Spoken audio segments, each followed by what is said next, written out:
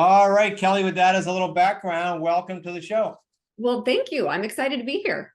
Yeah, this is going to be awesome because let's give the Wicked Smart listener a little kind of background about what you did before we met, and then why Smart Real Estate Coach, because it's totally unique. I say that about a lot of associates, but yours is very unique. And then we're going to dive into some cool things that I know you love to speak about in the community. Sounds good. So I started my first business when I was about 37 years old or so. So 15, I'm going into my 15 years of business and in the recruiting and staffing space. That was the first business that I started, which is alive and well and thriving today. 6 years later, I started my second business, again in the staffing, but in a different niche. And then have continued to I love building businesses, teams, and that's my passion, where I'm creating opportunities for other people to really thrive and do well. So I love that. That's what I do. Now, the transition to real estate for me was something that I've always just really wanted to do. And I think it was, I don't know, 5 or so years ago, I signed up for one of those real estate programs, like flipping. Yeah. It was a disaster. I mean, like I paid a lot of money for it. There was no support, and I had thriving businesses. It just wasn't the right timing for me, I think. And I didn't have the right support really that I needed and a structure. So I'd love to talk about that here in a few minutes too. And really that being one of the things that this community provides. And so I have a podcast that I did called Absolute Advantage Leadership. And through that, I met a mutual friend of ours, and Stephen Westner, and then began to follow you and listening to, okay, well, this is different, and then we did our first flip. And I was like, okay, like, this is not, I don't want to be in the flipping business. I learned that really, and like, this is a lot of stress, effort, our money, all of that for not a huge payoff because we didn't necessarily time it right. And I'm like, this just isn't my bag. So that really led me to you. And it was right about the time that we had just started that flip that I joined your community, that I joined Wicked Smart and SREC. So, and saw the error of my ways. Not intentionally. Exactly. So that brings me, here today. And the reason why, so I've got these other businesses. I love to build businesses, but I really wanted to get into real estate. I wanted to, it's not even necessarily about growing wealth, but just, again, having that reoccurring revenue is always really interesting to me. Yeah. And, so the idea of those 3 paydays and, was exciting. The other thing too, for me, so my other businesses are built around employment. And we all know what an important aspect of your life, your career is. It really, everything else, it impacts everything else. Well, so does your home.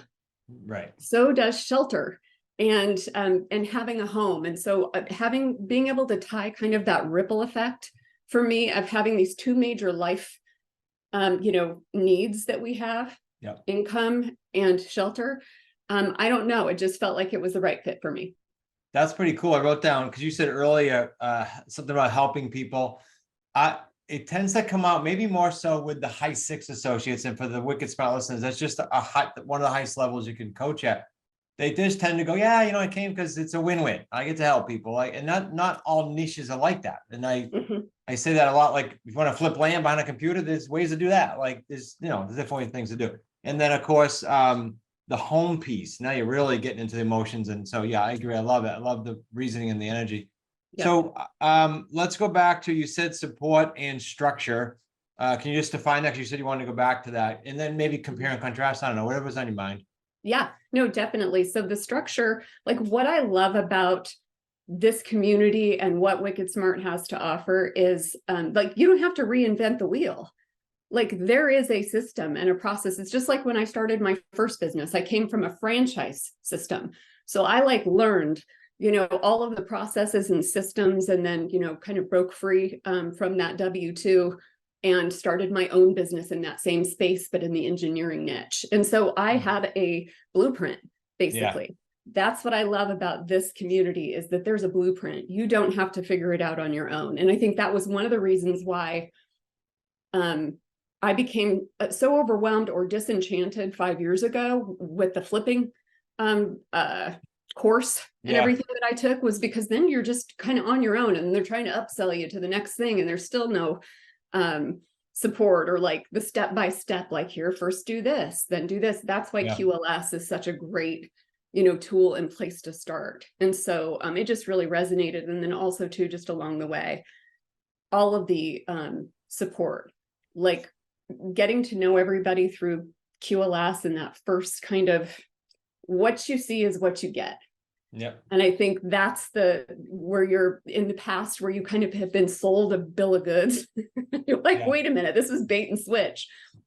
You got to see exactly who you were, who you're dealing with, and haven't been disappointed. So that's been fantastic. I love it. No, I love it. Thank you for sharing. And then let's talk to the people out there that, so many people are in corporate listeners right now. I know they are. They have good salaries. Like, you have a great business on the side. They have great salaries, and they want to come in, but they're afraid. They're either afraid of the financial jump, or they're afraid of the unknown. Can you address that? Because you address a lot in I6 calls when people have challenges just with the mindset piece. Never mind this. I'd like to hear this corporate side of your thoughts. Does that make sense? Yeah, no, absolutely. And I think one thing I just have to say about business success, and like some of the things that I know now that I wish I would have known when I began my first entrepreneurial journey, which is the need to have clarity and kind of understanding really clearly, not just about the business that you're building and what you want to achieve in your business, but clarity around who you are and who you need to become, what version of yourself you need to be to achieve those goals and dreams. Because entrepreneurship is like 99% between your ears. It's your mindset, and it's because you now are not, you're not reporting to anybody. You're your own boss, and so it is, the thing that I wish I would have known at the beginning is really what a, well, I won't swear, what a mind F entrepreneurship, really can be, and how managing your mindset and learning how to frame things is critical. Because when you're in your corporate position, like at least when I left mine, I knew my job inside and out. I could do it in my sleep. That's why I started my own business, is I was ready for the next challenge. Well, when you step into entrepreneurship, and building your first business, it's like you're getting your legs under you again. You don't know anything. So your identity is completely shifting too. So I wish I would have known that at the beginning and been prepared for it. Because I'm like, well, who am I if I'm not this person who was at this company for 14 years and knew everything and was the go-to? Now I don't know anything, and I feel like I'm out on this island because it's me, and so I think being prepared for that and putting those, kind of safeguards in place for yourself, and getting into the right mindset. So you're asking yourself the right questions, oh, sorry, go ahead. And that and how you're measuring your success. Because in my former life, before I became an entrepreneur, it was really easy. I was looking at revenue, I was looking at net profit. I was looking at the numbers that I was very clear about what I needed to be looking about in business. I had momentum. So it was really easy to track that. Well, when you're first starting out in business, like, you've got to find a way to continue to measure your success differently so that you can keep motivated when you're looking at that spreadsheet every month. And you're going, wait a minute, I'm not making any gains. Because honestly, Chris, it was 18 months before I took any money out of my first business. And it was almost 4 years before we hired our first employee. Then things took off like a rocket, and it was year-over-year growth. And now here, 15 years later, we are an 8-figure, company. And then the other one is a 7-figure company. I was going to say, make sure you tell them that, because this is not a small thing. You just fast forwarded, but the pain and struggles and then the end result, super. Yeah. So I think just being prepared. And like I always say too, like, if you're uncomfortable, good. Like, you're in the right place. That's what when you are a new business owner, and when you're moving from a W-2 to your own, to being your own business owner, you are going to be in pain. but that's where the growth comes from. And that's like where the good stuff is, Yeah. so it is a roller coaster, and it is not a straight line. It is a jagged and wicked one. Yeah. Sometimes. And I say I've had success. Absolutely, I have. I've also had a business that was a bomb, that was a money pit, that we ended up closing. We got kicked in the teeth during COVID. That was scary, trying to figure our way out of that when all of the contracts cut off overnight. Well, I was going to say, of all, I don't know if the listeners caught that earlier, but of all businesses to be in during COVID, and you had that niche. Yeah, it was crazy. And I think the lesson of that too, and this goes back to what I was mentioning about the questions that you ask yourself, the quality of the questions that you ask yourself and others for that matter, determine the quality of your life. So let's just talk about the, smack upside the head with the pandemic. Yeah. March comes. I'm like, what the hell's going on? I'm watching the news, hadn't been paying that much attention to it until about 2 weeks before everything really started to come to a boil. And I'm like, oh no. Then we got shut down. Within 2 weeks, everything, all revenue stopped. Crazy. All contracts. I've got 50 employees. And I'm like, how long can we keep? They say it's going to be a 2-week shutdown. And I'm like, you had 50? Yeah. Wow. Yep. And I'm like, how do we keep, like, how long can we keep this going? So that you're going through all of this. And I feel a great responsibility to these people. They're like family. Yeah. And so it was about, I'm not going to lie, there were some dark days for sure, where it was like hard to pull myself out of just like, you go into that place where I built this thing and it's crumbled overnight kind of mentality to, tough. All right, what's the, here's the challenge. What are the solutions? Yeah. And get into that action taking mode. It was like, okay, PPP, get on board with that as quickly as we can, start having conversations and taking care of our team and making sure they know what we're doing to keep everybody employed, those kinds of things. And so it was just getting into that action mode and asking the right questions. What can we do? How can we do it? Versus the why, like the victim, where you kind of get into victim, or, you get into that fetal position and just rock yourself. Please, please let this pass and us make it through this. So anyway, I think that, as far as just mindset, it's not a straight line. It is a challenge. No, but it's rewarding, and I wouldn't change anything for the world. Okay, so I know the answer because I've heard you do it live without anyone saying to you, hey, comment on that. But so they're listening now, they may be outside our community, many of them are, right? They're not even know what we're doing yet. But they're in their own world going, yeah, but I tried like you with the flipping, or I tried Rick tried wholesaling, had no success, and has had huge success here. So what do you say to them? What would your nugget or thought be to them when they go, yeah, but I already tried 3 things. I can't, I spent too much money, I can't do it. What would you say to them? So we get it all the time. Yeah. A couple of things come to mind. The first is, it's easy to just fire off, well, I've tried. How consistent were you? How did you really try? Like, is that a story you're telling yourself, or is that true? Is that true? Were you consistent with the activity that you needed to be doing to grow that business? Yeah, for how long, right? And for how long?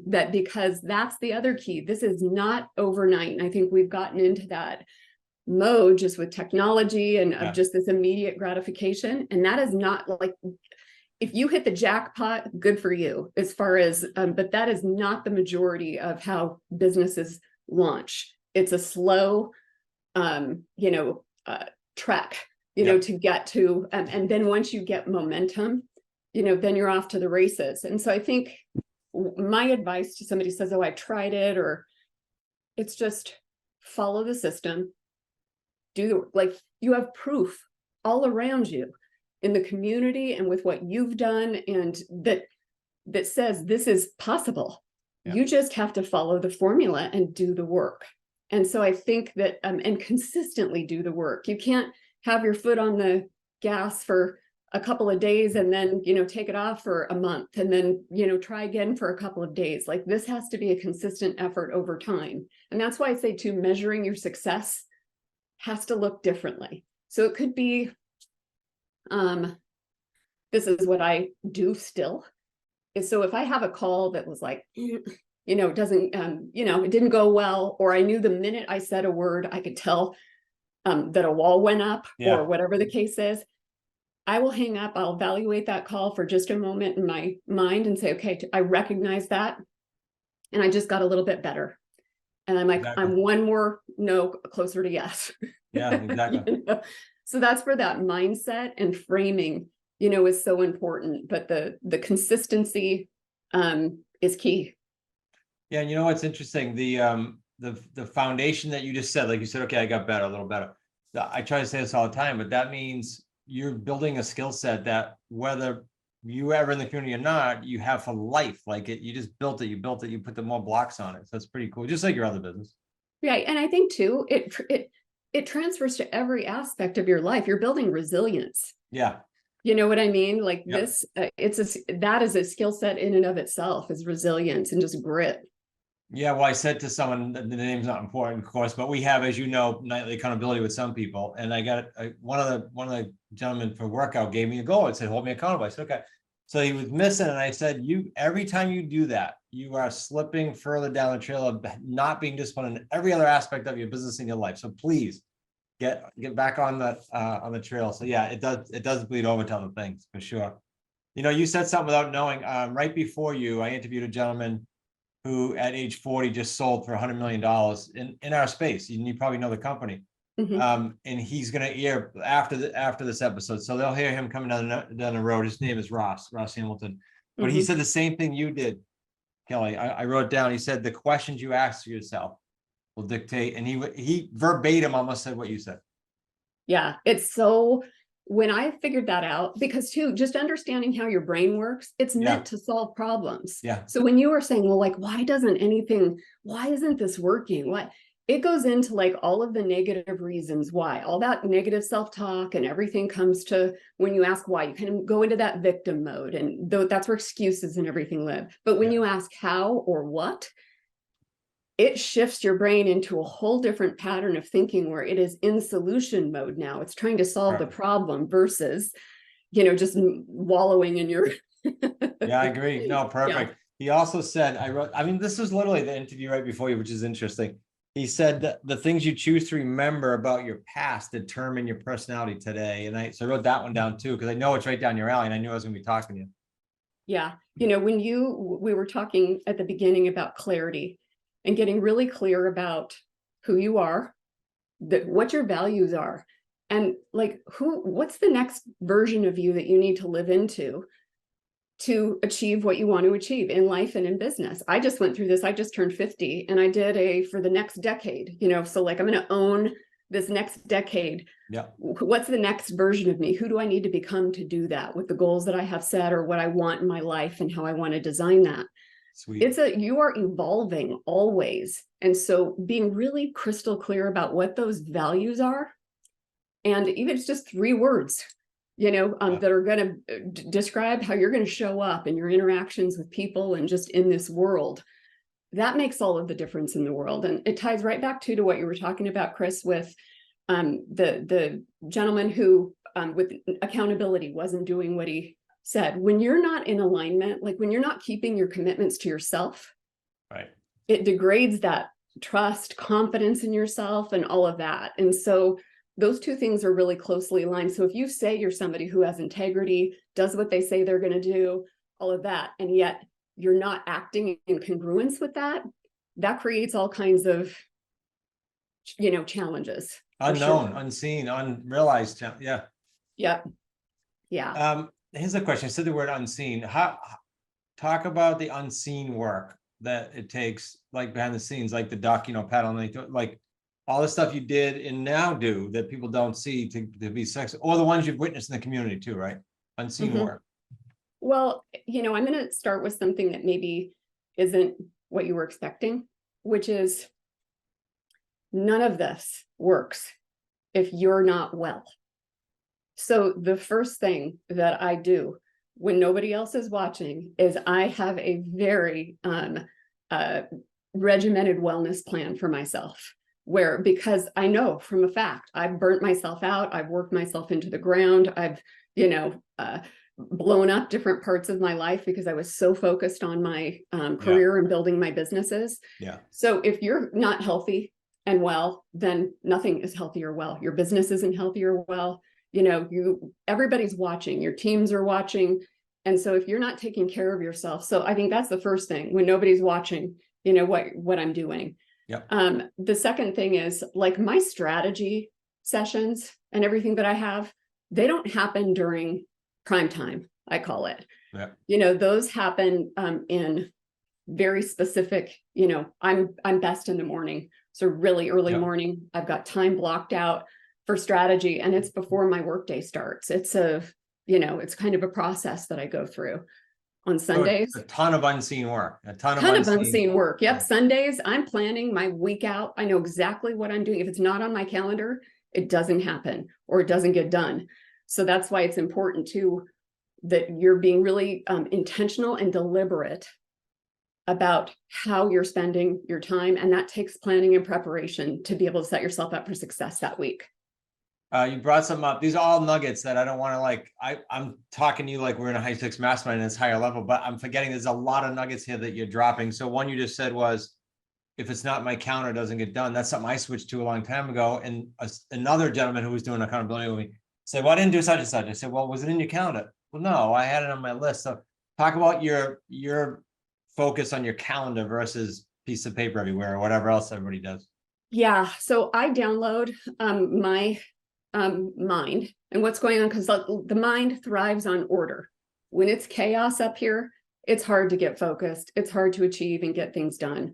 So I have a journal that I use, and then I also have an app so that when something pops into my head, I get it out of my head as quickly as I can and into a list.